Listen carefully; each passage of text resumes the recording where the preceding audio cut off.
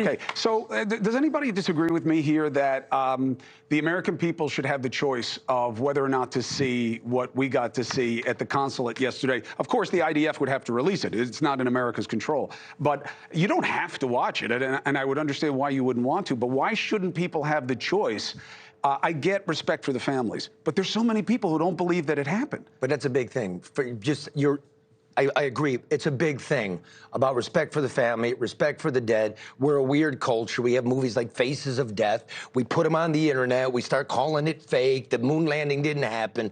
There's partial of reason. But that's because we don't trust what is being told to us. So I agree. Release the videos. Make sure that people have access to it. The more transparency right now. People will say it's fake.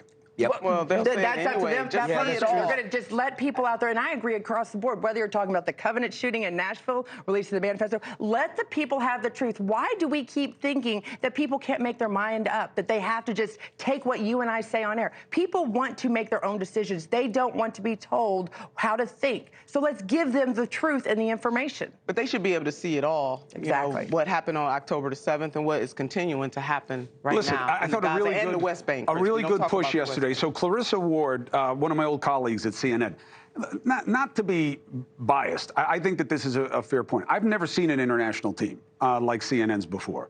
Literally, it was like the Super Friends. I used to joke, CNN had a strong lineup, period. I used to joke that if this were Anchorman and we got into a fight and it was the international versus the American, we'd get our asses kicked. I mean, they're just, every one of them is a superstar. So Clarissa Ward is one of them, right? So she goes over there, goes into Gaza, interviews people, blows up on CNN, people pick it up, and rightly so. Yesterday at the consulate, the argument was, you're not letting in Western media. And they're not. And they say it's a war zone. Now, I left it alone because it wasn't like I was going to change policy there. But I think it's a big mistake. I know it's dangerous. We lost another journalist today in Gaza. And it doesn't get a lot of attention because he's not a big shot American journalist. But it's dangerous being there. And there is a question of whether or not people know that this is the media when they're going after him there. If the Western media were in Gaza, okay, and we were doing the job the way we can, right, what do you think it would change? I think people are going to feel... Charlie gave it the goose egg, by the way. He did. Yeah. You did, but Charlie. go ahead, Neil. Hadn't been in the media like I'm just letting you know what's going on around you. That's what I do.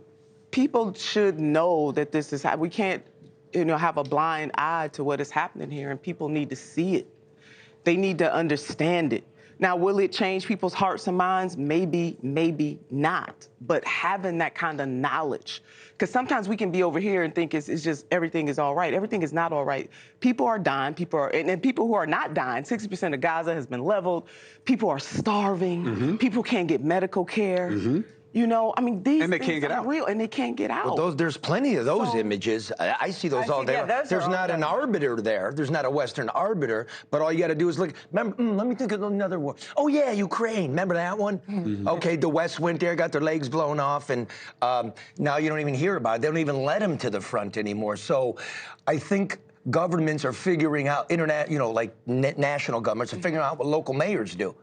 We're not going to let the reporters drive around the cops because we don't want them really knowing what's going on. And that's the truth. You would not be seeing, you'd see the hospitals, you'd see the schools and the children and the people that are sitting there. But what you wouldn't see would be the soldiers and the ammunition that are being hid underneath. That it's the Hamas that is actually choosing to put their own people as the soldiers and maybe. as the shield. I mean, we're not nobody there. Well, yeah, that definitely. But also, look, here's what I've kind of realized in getting, this weird new moniker that really should just belong to people like Charlie, because he's got a fearlessness to everything he does, which is like, oh, this guy says what you're not supposed to say. I don't think that's true about me. I don't think I'm trying to say things that are verboten. But like when I say, it's easy to say we want it to stop. Who doesn't want it to stop? What I don't understand is how it stops.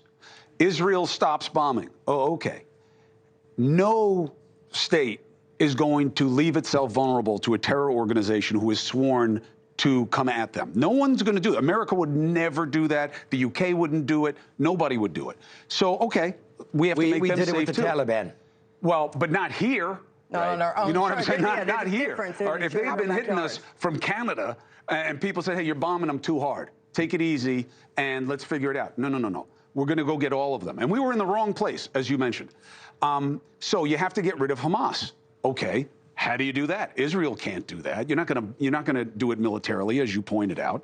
So you need the Arab states. You need the allies. Oh, okay. And now you need to build back up Gaza. Well, who's going to pay for that? Well, Israel should. Well, they don't want to. They don't want to have anything to do with it anymore. You take care of it, Arab Brotherhood. You guys raise up your own. Why should we? When you guys want to kill us, why should we? It's very complicated. It's easy to say, and you should say, I want it to stop. But how do you stop it and keep both sides safe? That is a riddle that has defied time. Give it a try, though. And I know we got to wrap. Of course you got to try. Insert Ukraine into this. Remember that one. It's similar. And they are going to be forced to surrender territories in order to end this. And I don't know how that's going to be fair either, but you wait. That'll be on the board. Hey, thank you for watching. Please go to newsnationnow.com, newsnationnow.com, and you can find NewsNation on your television provider. And don't forget to click the red subscribe button down below. Then you will get more of NewsNation's fact-driven coverage.